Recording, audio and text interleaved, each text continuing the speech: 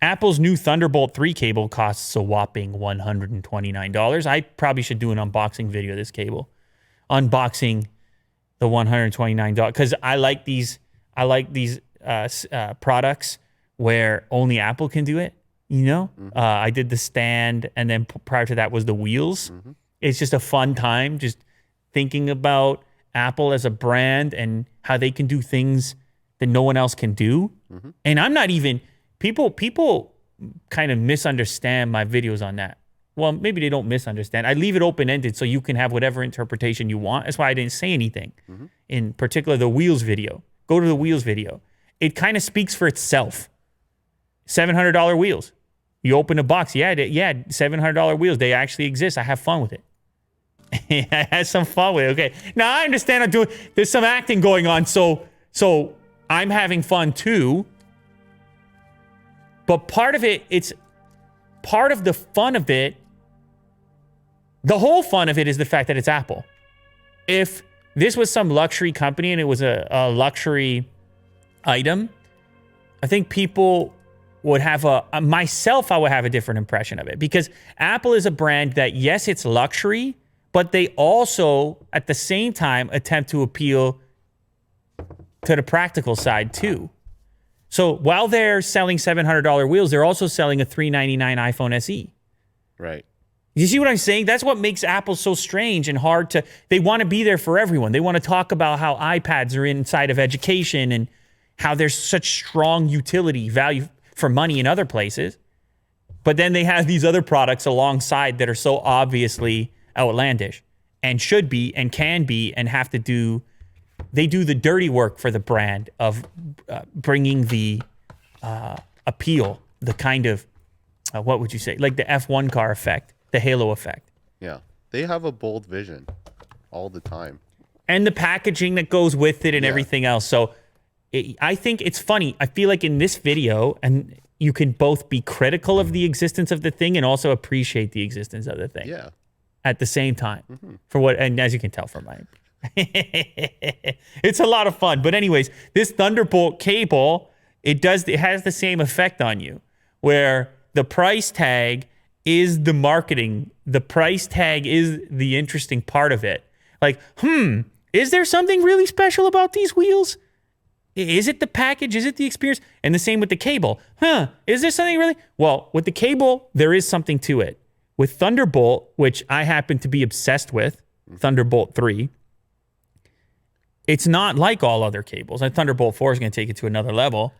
You can't just because it has a USB Type-C connector, it's not interchangeable at all. It has completely different technology, and therefore it has its own set of weird limitations. Because it is so high bandwidth and so high throughput, there are length limitations. 2 meters, 6 feet around there is pretty much all you can do. 6.5 feet, I believe, is the limitation at the moment on a passive cable. And I looked into this a lot because I'm weird like that. So you're only going to see 3 foot, 6 foot cables out there, and not all of them are even going to work. So it could be a bit of a nightmare trying to track down the ones you need depending on your application.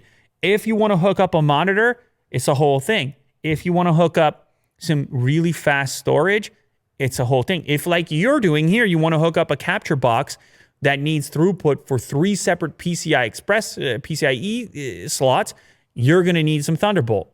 And if you wanted to put that box, a mile that way, no, you can't. It just will not work. You cannot now with the previous Thunderbolt 2, you could use optical cables. Very thin. Corning was making them. Very expensive. I purchased a few back in those days because, again, I got a problem. These were like $1,000, some of these optical cables on Thunderbolt 2. And then there was a rumor that Corning was going to do a new version of it for Thunderbolt 3, but it hasn't come about yet. I just can't imagine the market being, there's a $660 cable right there. Tremendous throughput at the time on Thunderbolt 2. Thunderbolt 3, the next stage. Well, anyways, this is the same cable that Apple was including with the XDR display, which is a $5,000 display. So yeah, you get a $129 cable. It's going to be braided. So it's that new style Apple cable. It's capable of 40 gigabits per second transfer. So even though to the regular bystander, it's going to look like a USB Type-C cable, you see the little Thunderbolt logo and you realize it's got more horsepower in it. It can do a little bit more. This one is also capable of delivering the DisplayPort output for up to 6K on those XDR monitors, which that's a key characteristic as well. So it is a special cable. It's still an outlandish price. No, Apple does not have to sell it to you for that price. They got money. They're doing okay. They could sell it to you for $50. No. But they don't. And it's part of the fun, and you can hate it, you can love it. They want you to hate it or love it. They don't want it to be nothing. They're happy right now that this is a story. They're actually happy right now that you're mad. Yeah. Tim Cook has a smile on his It's face. weird. They're happy right now that you're mad. They say, ha ha, it's exclusive. Yeah. And people will buy it. And if you're, again, you know, a video editor or something, you got a bunch of Pro Display XDRs that are $5,000 or $6,000.